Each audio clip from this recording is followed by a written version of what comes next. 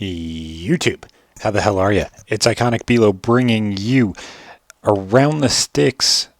Today we will be talking about regionals, meta changes, some news from MLG, and what possibly will happen with league teams that is starting actually yesterday when this is posted, but it was a couple days ago from when this was recorded.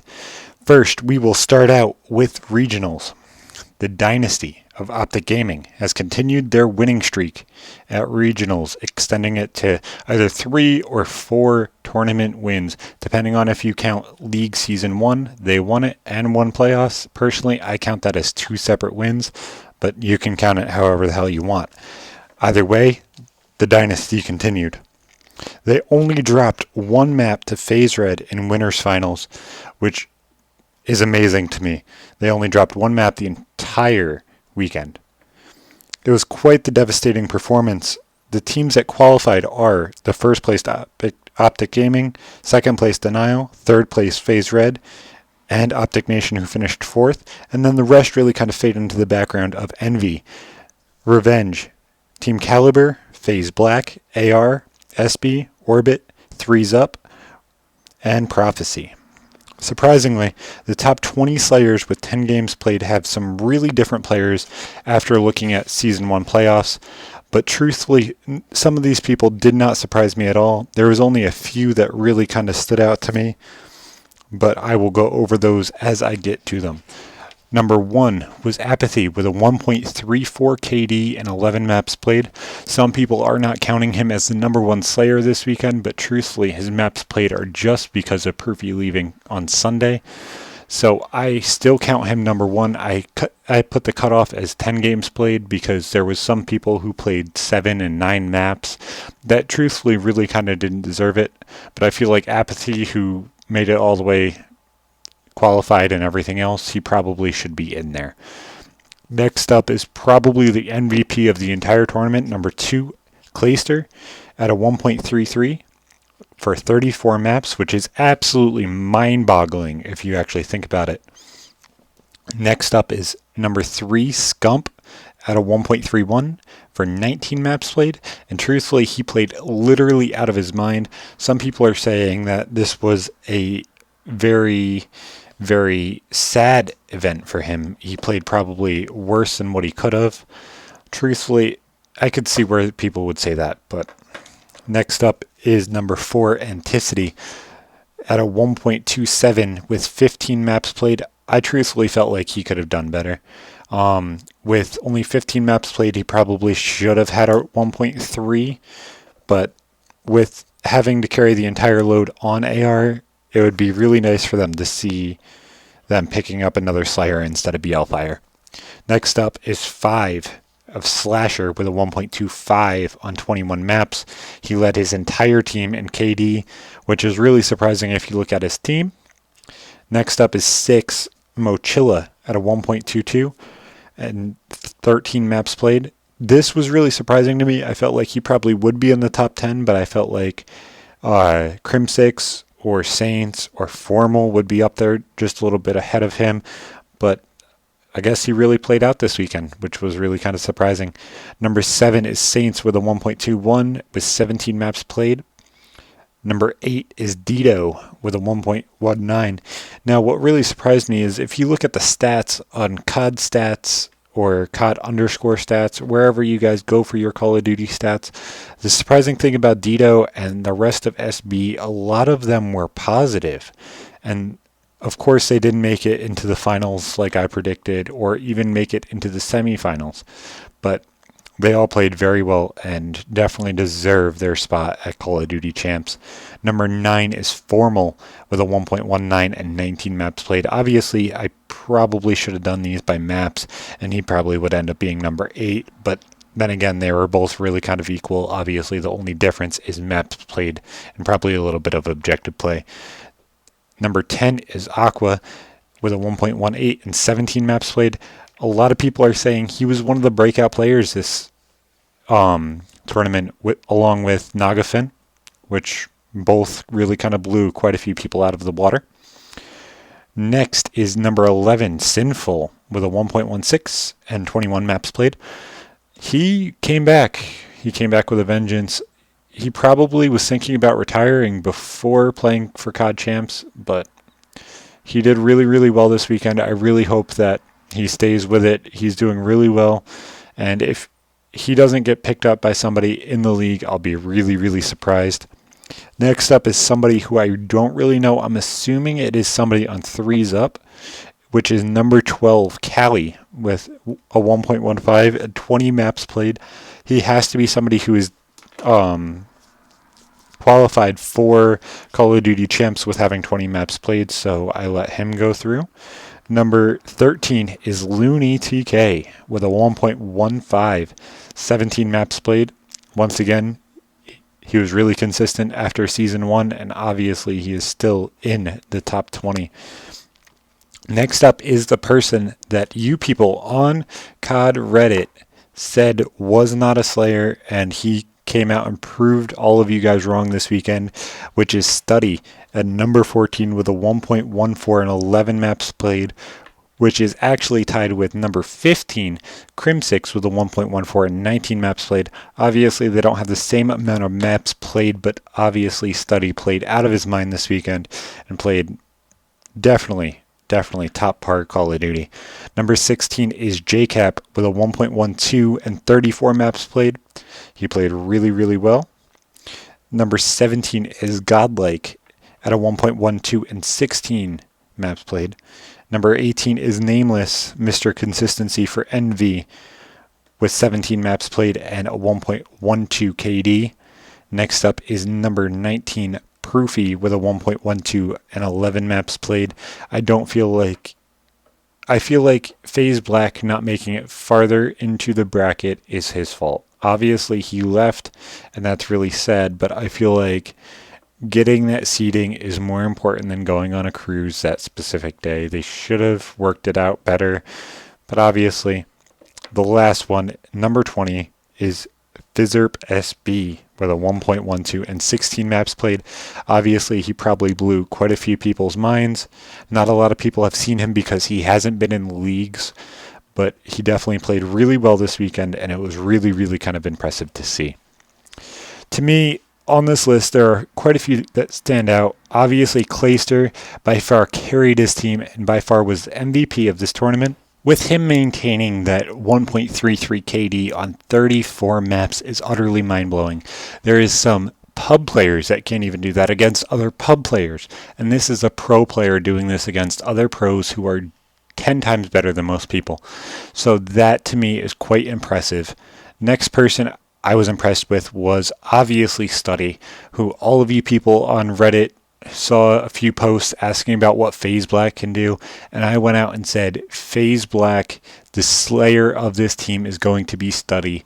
Obviously, not many people would think that, but they've posted videos from FaZe Center's point of view and stuff like that, and Study was dropping 50 to 60 kills on online and everything else. That to me is impressive, and he carried with a 1.14 KD. Him and Apathy obviously dominated this entire tournament, and I would be really, really impressed to see what would have happened if Proofy stayed. Mainly, people don't expect him to slay as well as he did. And last is Fizzerp. Many people consider him an S&D star, but he came out and finished 20th in KD with a 1.12 with 16 maps played, and obviously he came out and brought the S&D. He came out and played Respawn, which was surprising for a lot of people, and he even jump-started a brand new meta, as we will talk about right now. The meta has shifted, even with the patch not being played on, which will change the meta once again. The new setups that were most common were 3 BALs and ASM 1s, and 1 ASM, or 2 BALs and 2 ASMs. Now, the one that I saw the most was definitely 3 BALs, or 2 BALs, and a melee, and an ASM. Those are the two ones that I saw the most. Your opinion, guys, leave it down in the comments. And this used to be either 3 ASMs and a BAL, or 2 and 2. The two newest things that we were definitely introduced to were the Amelie thermal with overkill and smokes, on maps like Retreat and Solar for Hardpoint from Killa and Fizzerp and sometimes Dido and Formal. And I think Clayster even brought it out on Solar once or twice. That to me was impressive to see many more people using it other than just Fizzerp and Killa. And Parasite also chose to change up the meta with the TAC-19 on Biolab Hardpoint in the first Hardpoint in the gas circle room. That to me was really quite impressive that he was actually feeling ballsy enough to bring out a shotgun on something other than Defender or Comeback. I feel like this was just the beginning of meta changes. Obviously, because we didn't play on the patch, we may see things like the AMR9, the KF5, and the SN6 begin to be used a hell of a lot more. And another thing that I was surprised that we didn't see this weekend was the IMR. We saw it a few times for Mutation and maybe a few other people that I didn't really catch on to, but I didn't really see the IMR being used, and I saw the AK-12 maybe 1 or 2 maps and they were switched right off. So I really kind of looked to see those 2 guns being used more with the AR Slayers, and I feel like the SMG class is going to be completely retuned, obviously, with the patch. Now, with the patch coming in, I wouldn't be surprised if the MP11 was used in Hardpoint, obviously with its massive fire rate. It's a lot like the Scorpion Evo from Black Ops 2, and it would be really kind of interesting to see exactly what would happen with this. So I would find that really kind of impressive to see that gun. Next is the ARX. I feel that also could be used in Hardpoint and S&D, similar to the M8 from Black Ops 2, but this gun has a larger clip. Obviously, it's like running extended mags on it, and you don't have to, so that's going to free up a slot for a red dot sight if people don't want to use the iron sights, a grip, anything else that they really feel like using. You could even run 2 attachments on this and run just a stock and a foregrip or a stock and a quick draw grip, and that frees up more slots for either streaks, perks, grenades, things like that. Only time will tell what will happen with this interesting patch, and I really, really wish that we would have seen this at regionals. Just saying, it would have been really interesting. Now it's time to look at the bad. It's time to break bad. Break these bad motherfucking plays, bitch. Many players really struggled this weekend. Even some of these players that are considered top tier players and beloved by their fans really, really slacked. Number 1, Karma.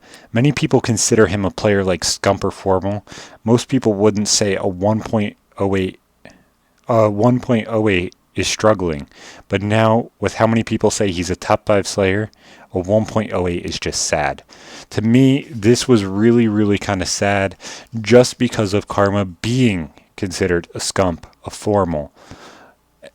It's just mind-boggling to me that people would consider him this and then him drop numbers like this. And it's not like he doesn't consistently slay. Obviously he does. But I feel like either the team is not built for him or he's just not at that level anymore or in this game. Obviously we saw Aches last tournament slack really, really badly, but he really kind of rebounded this time.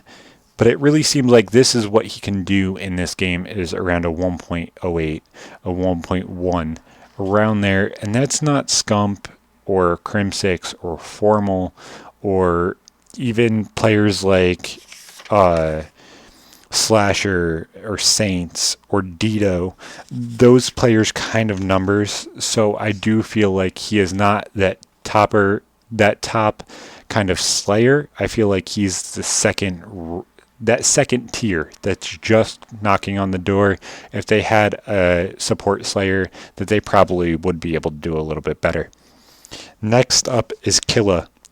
This is another loved player that I don't understand. He really seems to choke when he's needed the most, and he keeps trying to be a slayer when his stat-wise, he should be chilling on the objective at an 0.89. That to me was really impressive. A lot of people hype him up like he could go off at any time. Obviously, I've seen him drop 40 or 50 kills and some hard points. Obviously, he should be the one like Fizzerp who is playing with the weird guns, trying to outthink his opponent and not trying to outslay them. He obviously has some bit of skill, otherwise he wouldn't be an MLG pro. I'm not saying anybody could beat him, but obviously he should be the one who's trying to outthink them, not outplay them. And next up is by far one of my MVP candidates for Season 1 playoffs, but he really disappointed me this weekend with Goonjar. He disappointed me this weekend. He really seemed to be running an ASM instead of a BAL or an IMR, which really seemed to be his downfall for me at a .93 KD. That to me was really sad. He didn't really seem to be winning his gunfights with the ASM. He wasn't running an AR at all from what I saw, which to me was really surprising. In the end, I would have been more content with seeing him run the BAL or the IMR and them running 3 AR players instead of him running an ASM. It didn't make any sense to run 3 ASMs and Sharp being their AR player. It didn't make absolutely any sense to me, and that to me was where Goonjar was let down. Next up is the ugly. Now it's time for the ugly. It's the fucking ugly, bitch. Let's go. After Rise was knocked out by Below Zero, we received a tweet from Rise Bomber, who I assume is one of the owners of Team Rise, announced that their new roster of Legal, Vexed, Perplexed, and the Captain Chino will be their Season 2 team. That means Pac-Man, Miyagi, and Diabolic were dropped as soon as they were knocked out of COD Champs contention. Obviously, with this tweet coming out just minutes after them being knocked out of Call of Duty Champs contention, this means that this team was already made before the tournament, as far as I can find out, because nobody's really going to say it was, just because obviously they're not going to disrespect somebody like Pac-Man, who's been on their team for quite a bit. On March 9th, we also found out about Embos looking for a new Season 2 team as well. But as soon as he posted this, the next day, which is today, the 10th, he was picked up by Prof again, along with Apathy and Study for the Season 2 League. And the other sad thing that we want to talk about is something that happened with the retirement of 3 players. Well, possibly 3 players. Stainville and Diabolic announced their retirement during the playoffs, the COD Champs qualifiers for the NA Regionals. And Pac-Man also may have retired with the tweet "quit" after he was knocked out of Call of Duty Champs contention. This, to me, is really quite sad. These are 3 huge name players, obviously, that have been around since some of the beginning tournaments. So to me, that is really, really quite sad. Now, let's improve what is going on right now. On a different note, MLG has announced the World Championship for Call of Duty Advanced Warfare from the 16th to the 18th of October to play for $250,000 for Call of Duty Advanced Warfare. This will be a world championship, so it will have NA, New Zealand, Australia, the EU players, and everybody in between. Another thing that we just found out before I started recording this is TCM, the team from Europe, will be buying out a Wears spot. This leaves players like TJ Halley, Huke, Happy, and Accuracy in question for Season 2. Obviously, they have to keep 2 players from the Aware roster on as fill-ins, but players like TJ Halley has already been picked up by Elevate, and he filled in tonight. I don't really know what their stats look like, just because I am recording this as they are playing. And Huke, I believe, has been picked up by FaZe, with tweets from Parasite saying if he is not playing with Huke after Call of Duty Champs, there is something wrong. Obviously, he has been one of Huke's biggest supporters, and I will not be surprised to see them team together. And I wouldn't be surprised to see Huke in a FaZe jersey for the rest of the year. Now, another big thing that has happened this week, announced by MLG and UMG, they have placed the ban hammer on 4 pro players for conduct issues. Censor, Classic, and Mochilla obviously from the Justice problem, and Pluto from Vexed. Pluto talked about it on Twitter saying that he would kill for $100,000. Obviously, this is just joking around. Nobody's going to kill for money. So personally, I don't feel like that was any bit kind of okay. That to me is really, really kind of sad. Now, obviously, the Censor, Classic, and Mochilla bans are from the Justice thing, with them account recovering from Slacked just because they didn't have 4 players to play for league matches. It probably would have been a better idea for them to get rid of those 2 games and play the last 2, just so that way all 4 games weren't forfeited. But that is completely in hindsight now, with them being banned until after Call of Duty Champs. All 4 of these players will be reinstated after Call of Duty Champs. Pluto will not be reinstated until around May, from what his tweet said. I tried to get more in contact with him and get more knowledge about what happened other than that tweet to see if there was anything else either Adam Apicella told him or the leaders from UMG, but no answer. And obviously I got quite a few favorites asking him about what happened, but it'll be really interesting to see which one of these top rated talents will end up going to a Season 2 team after they are reinstated. Obviously, players like Pluto will end up probably still unvexed, trying to get into Season 3 during the relegation tournament. But players with Censor, Classic, and Mochilla, it'll be really interesting to see where these players end up. Mochilla probably could end up back on Justice for Season 2, and then there's players like Classic who are still being backed by MW. But teams like Prof and MW, it'll be interesting to see what Ricky and Spacely do to fill this void on their teams. Obviously, Spacely has now picked up TJ Halley as that supportive SMG to back up the rest of his team, and Ricky has now completely moved away from what they were contemplating doing with Mochilla and Classic, with picking up Study and Apathy. Now, personally, I feel like the team with Apathy, Study, Bose, and Ricky, if they get their roles right, that could be one of the top 4 teams in the league. That is a nasty, nasty team, and once all of the teams for Season 2 are guaranteed and this roster mania starts, I will be starting to put out content as soon as I possibly can. And if you guys want me to, I will start putting these out every couple days to cover the league matches. And obviously there's going to be one on Monday or Tuesday, as I've been putting these out, to cover the 2K, the 5K, and Monday's league matches, and any other trades and stuff like that that will happen along with tournaments. Obviously, February and March have utterly been crazy so far, so it's been guaranteed that I've been putting these out every week, but I'm going to continue trying to do that and get as many stats and information in these videos as I possibly can.